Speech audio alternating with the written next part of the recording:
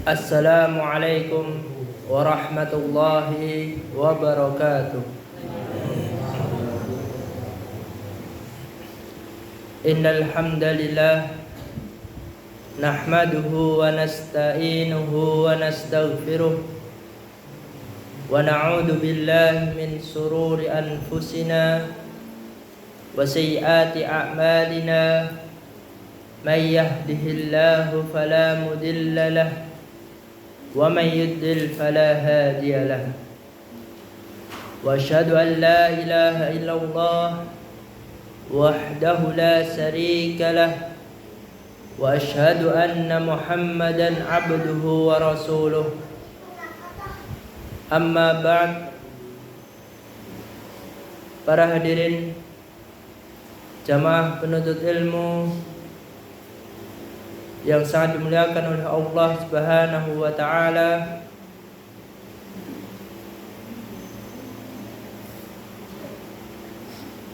pada malam hari ini kita akan melanjutkan belajar bersama-sama kita menggunakan buku Al-Jadid fi Syarhi Kitab Tauhid. Dan sebelum memasuki belajar bersama-sama, mari kita baca basmalah bersama-sama. Bismillahirrahmanirrahim. Adapun topik yang akan kita pelajari bersama-sama berkaitan dengan babu minas syirki al-isti'adatu bi ghairillah. Bab yang berkaitan dengan meminta perlindungan kepada selain Allah Subhanahu wa taala itu merupakan perbuatan syirik. Sebagaimana yang difirmankan oleh Allah Subhanahu wa taala di dalam surat Al-Jin ayat 6, wa annahu kana rijalun minal insi ya'uduna birijalin minal jinni fazaduhum rahaqa. Wa annahu kana rijalun minal insi, sesungguhnya ada beberapa orang laki-laki dari kalangan manusia ya'uduna birijalin minal jin, mereka itu meminta perlindungan kepada beberapa laki-laki dari kalangan jin. Fazaduhum rahaqa, sehingga laki-laki dari kalangan jin itu menjadikan manusia bertambah sesat. Di dalam surat Al-Jin ayat 6 ini ada kalimat ya'uduna, mereka meminta perlindungan. Pada zaman dahulu itu banyak para manusia meminta perlindungan kepada jin atau kepada selain Allah. Dan ini terulang lagi pada zaman sekarang. Banyak para manusia itu meminta kepada jin atau kepada selain Allah dengan melakukan perbuatan-perbuatan kesyirikan. Padahal sudah jelas dicontohkan di dalam surat Al-Jin, wa annahu kana rijalun minal ins. Banyakan beberapa orang laki-laki itu meminta perlindungan kepada jin. Ya'udun, ya'udun ini berarti meminta perlindungan atau berpegang teguh, percaya dengan kekuatan jin sehingga mereka meminta.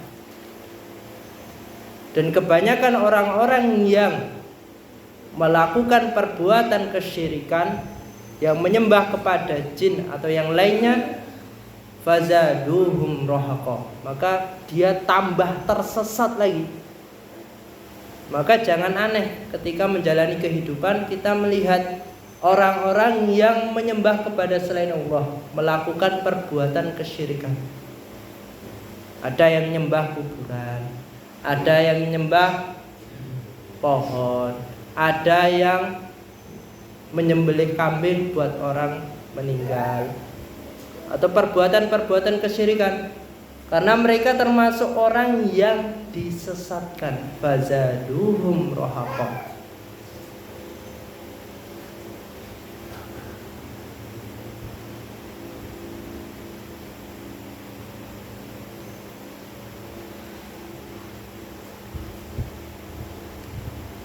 Adapun faedah dalam surat Al-Jin ayat 6 ini, yang pertama, tahrimu al-isti'adatu bi ghairillah. Diharamkan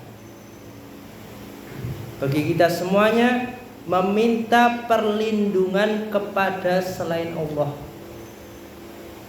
Larangan untuk memohon pertolongan, keselamatan atau perlindungan kepada makhluk seperti jin atau orang yang telah meninggal, hanya orang yang ngeloni kuburan atau patung atau keris atau yang sebagainya, dengan keyakinan bahwa mereka dapat memberi manfaat. Jadi itu hukumnya haram.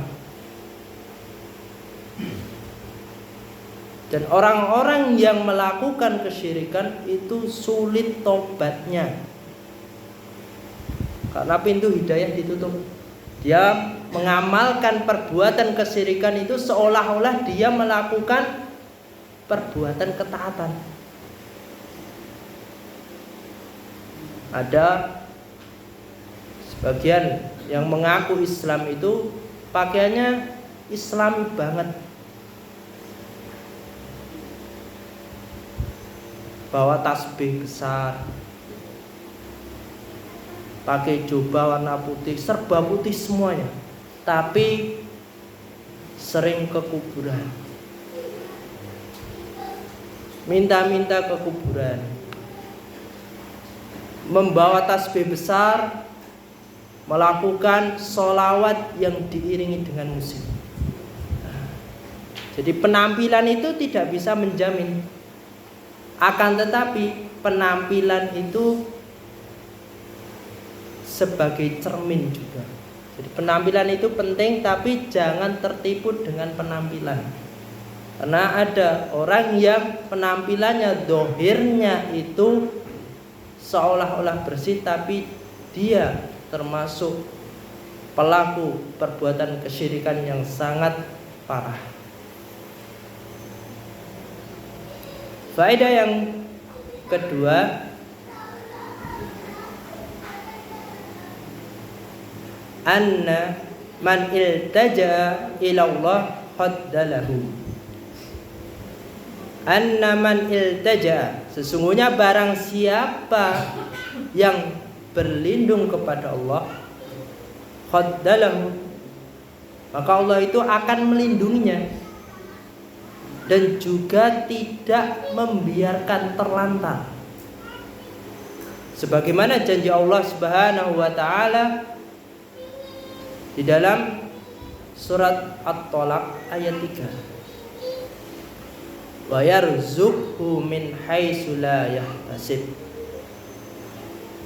Allah itu memberikan, menganugerahkan kepada kita semuanya rezeki dari arah yang tidak bisa kita duga. Wa may yatawakkal 'ala Allah fahuwa hasbuh. Siapa saja yang bertawakal kepada Allah, siapa saja tanpa terkecuali yang berusaha bertawakal kepada Allah, maka Allah itu akan mencukupkan kebutuhannya. Innallaha balighu amrih. Allah itu yang menyelesaikan seluruh urusannya dalam menjalani kehidupan. Qad ja'alallahu likulli syai'in qadir. Allah telah membuat ketentuan pada setiap ketentuan yang dijalani para manusia. Dalam ayat ini yang harus kita garis bawahi atau yang perlu kita cermati di sini, wa may yatawakkal 'ala Allah fahuwa hasbuh. Siapa saja yang bertawakal kepada Allah, maka Allah akan mencukupkan. Kebanyakan orang yang belajar tauhid itu kok merotoli, ogah-ogahan. Itu disebabkan sebelumnya belum pernah belajar tauhid, melakukan perbuatan-perbuatan kesyirikan, lalu meninggalkan perbuatan kesyirikan, dikucilkan sama masyarakat. Dengan dikucilkan itu berbagai problem akan dihadapi. Oh, nanti kamu nggak punya tetangga, nanti rezekimu akan kesulitan. Dia lupa dengan janji Allah. Wa may yatawakkal 'ala Allahi fahuwa hasbuh. Siapa yang bertawakal kepada Allah, pasti Allah akan memberi kecukupan dalam kehidupannya. Sehingga orang yang belajar tauhid itu hanya orang-orang yang terpilih. Karena sebagian besar mereka takut meninggalkan perbuatan-perbuatan kesyirikan atau perbuatan-perbuatan kebid'ahan. Karena mereka hatinya sudah ditutup. Sebagaimana di dalam surat Al-Jin tadi, fazaduhum rahaqa. Maka jin yang disembah tadi, berhala-berhala tadi yang disembah itu mengajak kesesatan yang lebih dalam lagi. Makanya orang yang belajar tauhid itu benar-benar hatinya itu murni, jernih.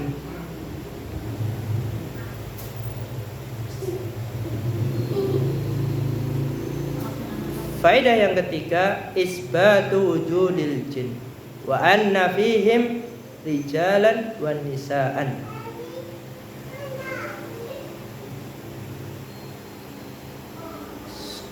Di dalam surat Al-Jin ayat 6 tadi itu menjelaskan bahwasanya Allah menetapkan keberadaan jin.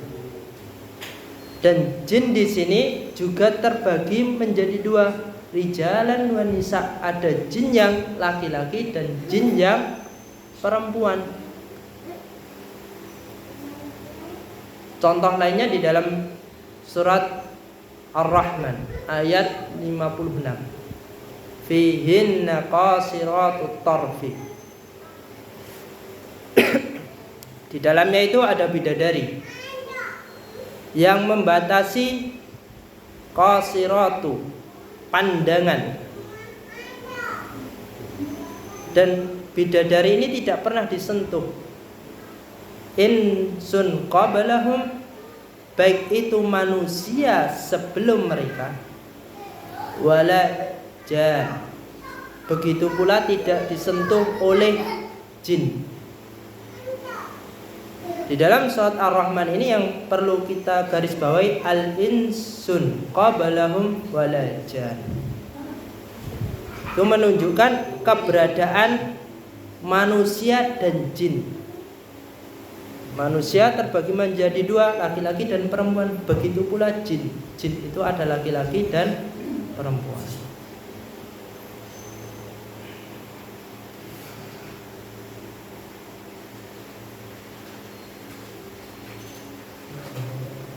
Adapun pembahasan selanjutnya berkaitan dengan babu ma yaqulu idza nazala manzilan.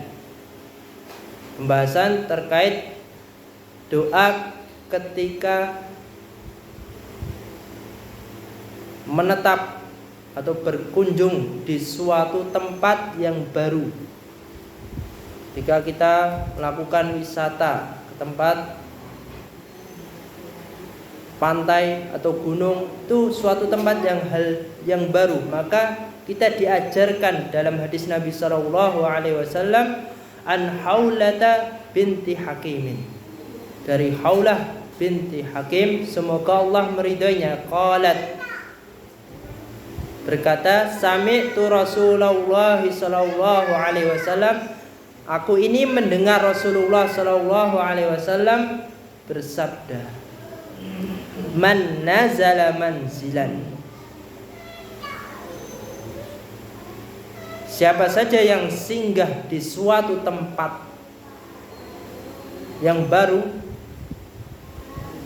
lalu qala thumma qala, maka dianjurkan untuk berdoa, a'udzu bikalimatillahi tammati min syarri ma khalaq. A'udzu, aku berlindung, bikalimatillah, dengan kalimat-kalimat Allah, at-tamah, yang sempurna, min syarri ma khalaq, dari kejahatan semua makhluk yang diciptakan. Lam yadurruhu syai'un hatta yartahila min manzili dalik, maka tidak ada suatu pun yang akan membahayakan sampai dia ini beranjak dari tempat yang ia kunjungi. Jadi doa yang diajarkan, a'udzu bikalimatillahi tammati min syarri ma khalaq. A'udzu ay i'tasama waltaja, berpegang teguh dan meminta perlindungan dengan kalimatillah, kalimat Allah. Maksudnya apa, Pak, Bu? Kalimat-kalimat Allah itu apa? Al-Quran. Bikalimatillah di sini berpegang teguh atau meminta perlindungan dengan Al-Quran. At-tamah, dan Al-Quran itu memiliki sifat yang sempurna, sempurna dan disucikan dari segala kecacatan. Tidak ada aib yang terdapat di dalamnya. At-tamah min syarri ma khalaq, dari kejahatan makhluk yang dia ciptakan. Jadi kalau berpegang teguh dengan Al-Quran secara at-tamah, sempurna, maka akan terlindung dari seluruh mana bahaya. At-tamah.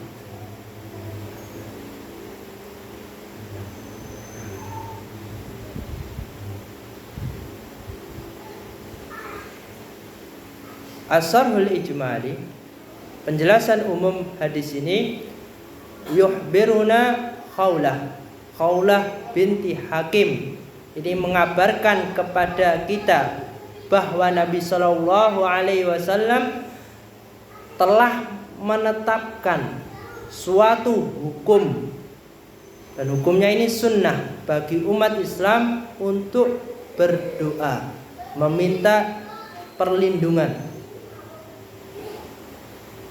Ini sebagai pengganti dari meminta perlindungan kepada jin atau makhluk-makhluk yang lain. Makanya dengan kalimat a'udzu bikalimatillahi tammati min syarri ma khalaq, aku berlindung, at-tamah, dengan kalimat-kalimat Allah yang sempurna, maksudnya dengan Al-Quran, dari mana bahaya yang diciptakan.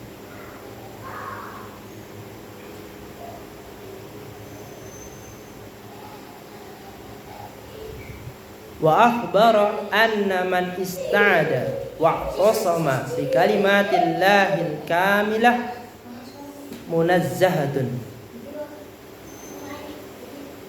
Dan beliau juga mengabarkan bahwa barang siapa yang meminta perlindungan dan berpegang teguh pada kalimat-kalimat Allah secara at-tamah, sempurna menjalankannya,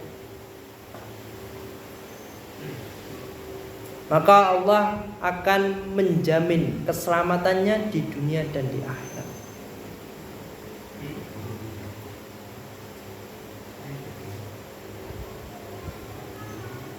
Jadi pedoman dalam menjalani hidup itu menggunakan Al-Quran, karena di situ kalimat-kalimat yang tamah, yang sempurna, pedoman dalam menjalani kehidupan.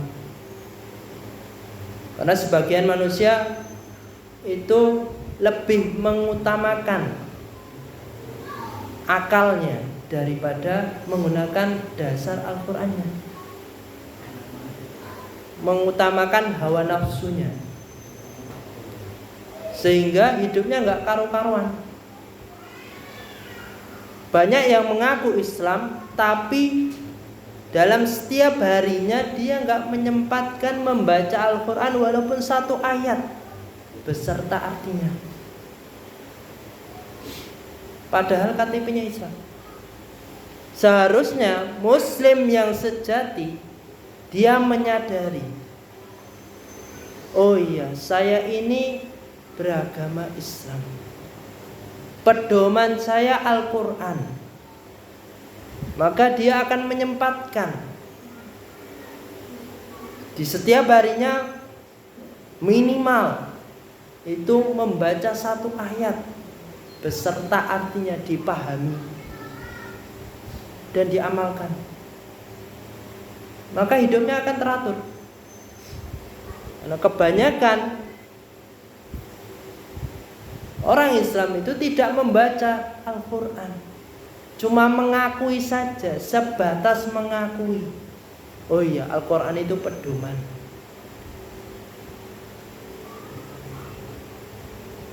Kebanyakan itu mengutamakan hawa nafsunya.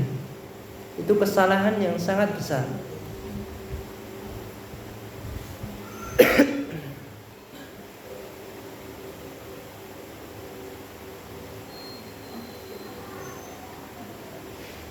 Adapun selanjutnya faedah hadis ini, yang pertama bayanu barakati hadzal du'a. Bayanu barakah, penjelasan tentang keberkahan dalam suatu cobaan.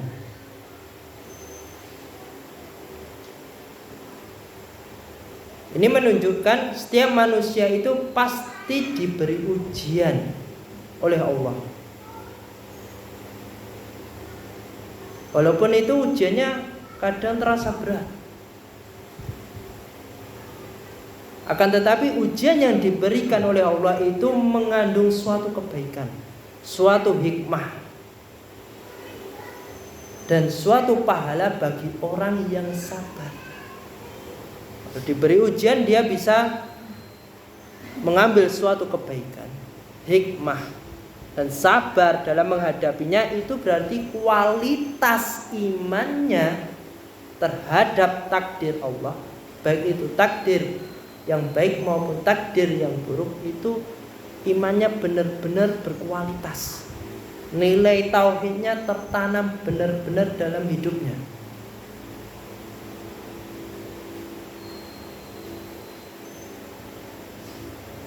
Sebagaimana yang dicontohkan oleh Allah Subhanahu wa taala di dalam surah Al-Baqarah ayat 155 sampai 157. Contohnya langsung dari ayat. Alasannya kenapa Pak Bu? Kalau dari Al-Quran itu pasti benarnya. Kalau bukan dari Al-Quran itu bisa jadi salah yang dicontohkan. Contoh dari Al-Quran itu surah Al-Baqarah ayat 155 sampai 157. Wala nabluwannakum bisyai'im minal khawf wal ju' wa naqsim minal amwali wal anfusi wath thamarat wa bassiris sabirin. Wala nabluwannakum bisyai'im minal khawf. Allah itu pasti akan menguji diri kita dengan ketakutan, al-khawf, wal-ju', kelaparan. Ada yang diuji dengan rasa takut, ada yang diuji dari ekonominya sehingga terjadi kelaparan. Wa naqsim minal amwal, kekurangan harta. Wal anfusi, fisiknya itu kurang, jiwanya, mentalnya kadang kurang. Wath thamarat, buah-buahannya. Wabassiris sabirin. Maka Nabi SAW diperintahkan untuk menyampaikan ini melalui ayat ini. Dan itu terjadi. Manusia yang menjalani kehidupan pasti diberi ujian, baik itu rasa takut, kelaparan, diuji dari segi ekonominya, diuji dari keluarganya, diuji dari anak-anaknya. Janji Allah pasti. Makanya Nabi di sini diperintahkan untuk menyampaikan wabassiris sabirin. Sampaikanlah wahai Nabi Muhammad kabar gembira kepada orang-orang yang as-sabirin, yang sabar. Alladzina idza asabathum musibah. Orang-orang yang beriman apabila ditimpa suatu musibah, maka mereka akan mengucapkan inna lillahi wa inna ilaihi raji'un. Sesungguhnya kami adalah milik Allah wa inna ilaihi raji'un, dan sesungguhnya hanya kepada Allah kami akan kembali. Jadi ketika diberi suatu ujian dari Allah, baik itu hartanya, baik itu keluarganya, atau yang lainnya, dalam menjalani kehidupan, kalau kualitas imannya kepada takdir, baik itu takdir yang baik maupun yang buruk, ketika diberi ujian, pasti dia akan mengucapkan inna lillahi wa inna ilaihi raji'un. Mengucapkan kalimat ini bukan hanya diucapkan ketika mendengar orang meninggal. Ini harus dipahami. Mengucapkan kalimat inna lillahi wa inna ilaihi raji'un itu diucapkan bukan hanya ketika mendengar kabar layu-layu orang meninggal, bukan. Tapi ketika ditimpa musibah, kalau tauhidnya bagus, imannya kepada Allah itu bagus, pasti dia mengucapkan kalimat inna lillahi wa inna ilaihi raji'un.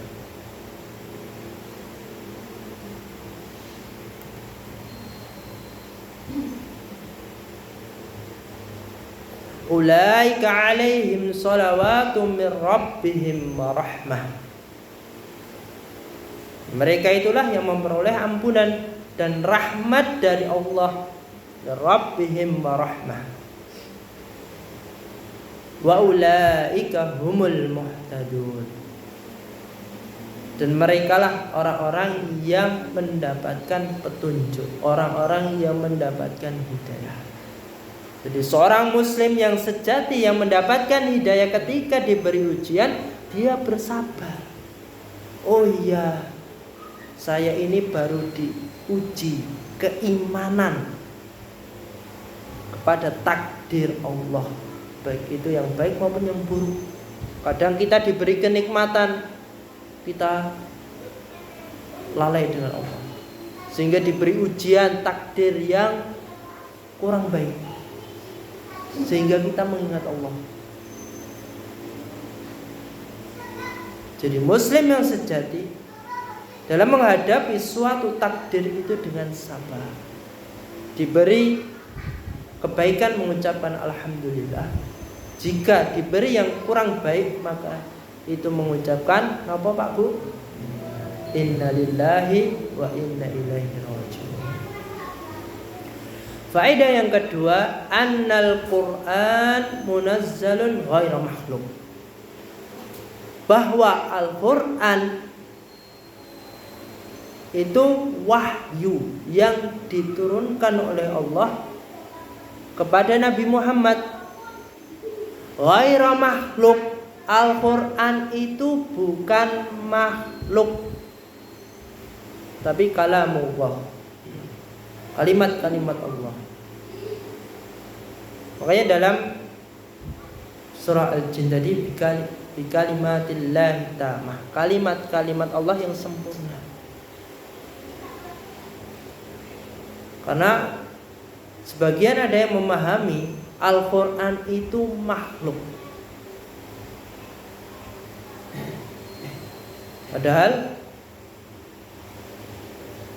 keyakinan yang benar itu menegaskan bahwa firman Allah itu adalah sifatnya, kalamnya, bukan ciptaan yang terpisah, makhluk. Karena ini merupakan keyakinan ahlu sunnah wal jamaah yang membedakan dari aliran yang salah, Mu'tazilah, yang mengatakan, orang-orang Mu'tazilah itu mengatakan Al-Quran itu makhluk. Dan ini pemahaman yang salah. Dulu pernah kita membahas Mu'tazilah. Aliran Mu'tazilah itu sebuah kelompok dalam Islam yang mengedepankan akal. Mu'tazilah, aliran Mu'tazilah itu suatu kelompok dalam Islam yang mengedepankan akal. Akal itu sebagai alat utama untuk memahami ajaran agama. Jadi Mu'tazilah itu orang yang mengedepankan akal untuk memahami ajaran agama Islam. Dan itu juga digunakan untuk menjawab persoalan Tuhan Allah. Mu'tazilah sering mengutamakan akal itu atau mendudukkan akal manusia itu lebih tinggi dari wahyu-wahyu yang Allah wahyukan kepada Nabi Muhammad, yaitu berupa Al-Quran. Sehingga aliran Mu'tazilah itu memahami dengan pemahaman Al-Quran itu makhluk, ciptaan Allah. Ini pemahaman yang salah. Karena orang-orang Mu'tazilah mengedepankan akal. Tapi pemahaman yang benar, Al-Quran itu merupakan kalamullah, firman-Nya Allah yang diwahyukan kepada Nabi Muhammad SAW untuk disampaikan kepada umatnya. Jadi kalau ada menjumpai orang yang mengatakan Al-Quran itu makhluk ciptaan Allah, maka itu pemahaman yang salah. Karena orang-orang Mu'tazilah memahami itu. Itu pemahaman yang salah. Kalau sudah didasari pemahaman yang salah seperti itu, maka dia tidak akan meyakini Al-Quran itu hanya sebuah buku, lembar-lembaran. Sehingga mereka nggak mau memahami, nggak mau membaca, nggak mau mengamalkan. Lawang itu hanya tulisan. Kalau pemahamannya salah. Kalau pemahamannya benar, maka dia mengakui itu kalamullah, firman Allah. Maka dia sungguh-sungguh ketika membaca, mengamalkannya, karena didasari dengan pemahaman yang benar.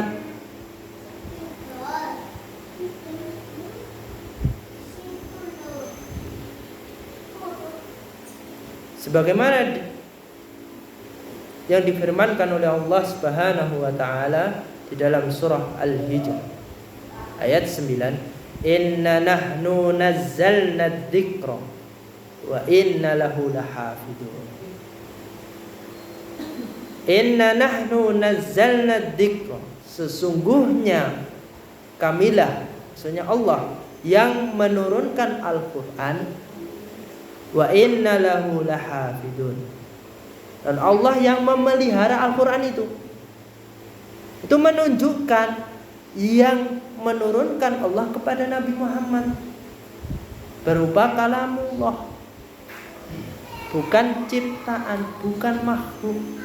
Ini bantahan untuk orang-orang Mu'tazilah yang menganggap Al-Quran itu makhluk.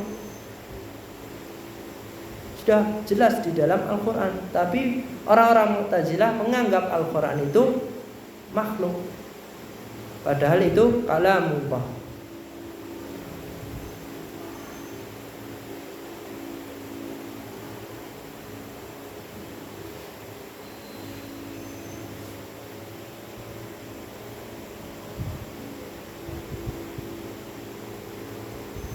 Faedah yang ketiga, anna al-isti'adatu la takunu bi ghairillah au bi sifatin minas sifatihi.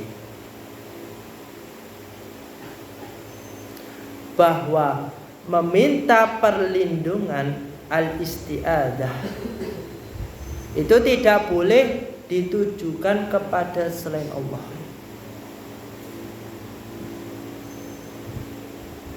Atau kepada salah satu sifat-sifat selain Allah, itu tidak dibolehkan. Jadi keyakinan yang harus dibangun, meminta perlindungan itu hanya boleh kepada Allah.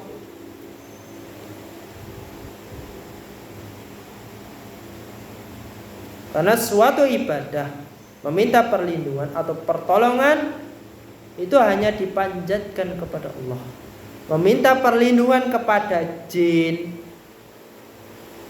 baik itu laki-laki maupun perempuan, jin laki-laki maupun perempuan, atau orang yang telah meninggal, atau makhluk-makhluk lainnya, itu merupakan perbuatan kesyirikan, asyirku akbar, langsung keluar dari Islam, walaupun KTP-nya itu tertulis Islam agamanya. Tapi kalau dia melakukan perbuatan kesyirikan, walaupun itu hanya sifatnya saja, cuma sekedar ucapannya, itu bisa merusak kualitas nilai-nilai tauhid pada dirinya. Jadi harus hati-hati ketika melakukan suatu amalan. Merusak nilai-nilai tauhid tidak. Sebagaimana yang disebutkan dalam surah Al-Jin ayat 6 yang telah kita pelajari. Wa annahu kana rijalun minal insi ya'uduna birijalin minal jin. Ada beberapa orang laki-laki dari kalangan manusia itu meminta pertolongan kepada jin, menyembah kepada jin. Ayatnya belum selesai. Fazaduhum rahaqa. Bagi orang-orang yang menyembah kepada selain Allah, kepada jin, kepada kuburan, itu akan disesatkan dari jalur yang benar. Tidak semuanya bisa menolongnya, kecuali hanya Allah. Hidayah milik Allah. Walaupun dia rajin sholat 5 waktu, rajin puasa bulan Ramadan tanpa ada yang bolong, walaupun dia ini sudah haji atau umrah atau melakukan amalan-amalan ibadah yang lainnya, tapi dia suka melakukan perbuatan syirik, menyembah pohon besar atau melakukan usaha dengan pesugihan, ke gunung kemukus atau yang lainnya, maka itu amalan-amalan ibadahnya tertolak semuanya. Karena dia terlena dengan perbuatan syirik besar, disesatkan oleh Allah.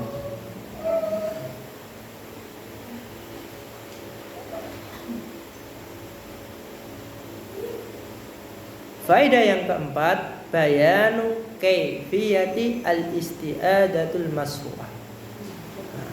Faedah yang keempat ini penjelasan tentang tata cara meminta perlindungan sesuai dengan syariat. Tadi yang dicontohkan apa Pak Bu? Kalimat doanya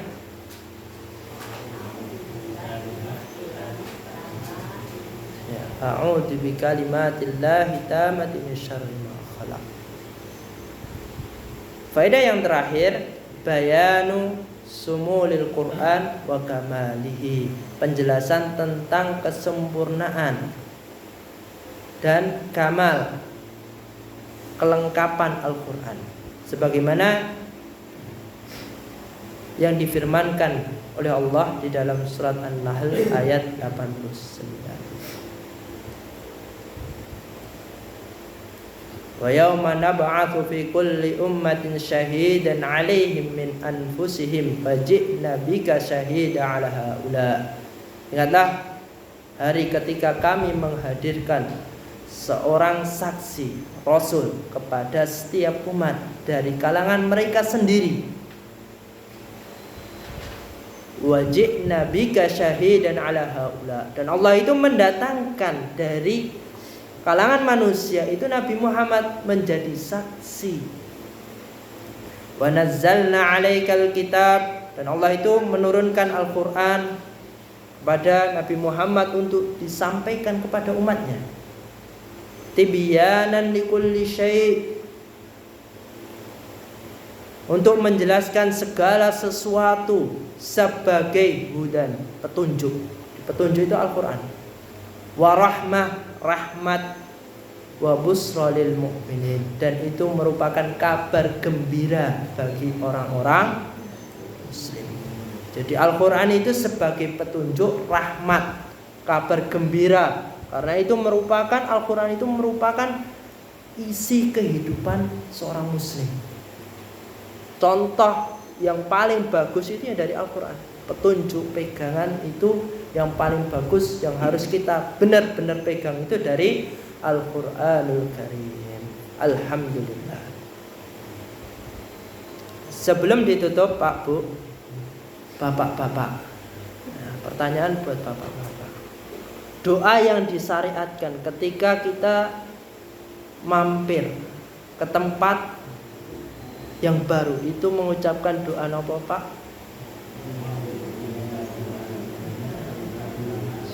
A'udzu bikalimatillahi tammati min syarri ma khalaq. Untuk ibu-ibu, jika ada seseorang atau si A, anggap saja si A, memiliki pemahaman bahwasanya Al-Qur'an itu makhluk, itu pemahaman yang benar atau yang salah Bu? Salah. Karena itu pemahaman kelompok apa tadi? Mu'tazilah. Pemahaman yang sesat, yang salah. Alhamdulillah. Mungkin cukup sekian karena waktunya sudah habis. Jika ada salah kata atau penjelasannya kurang jelas, saya minta maaf sebesar-besarnya. Mari kita tutup dengan doa kafaratul majlis.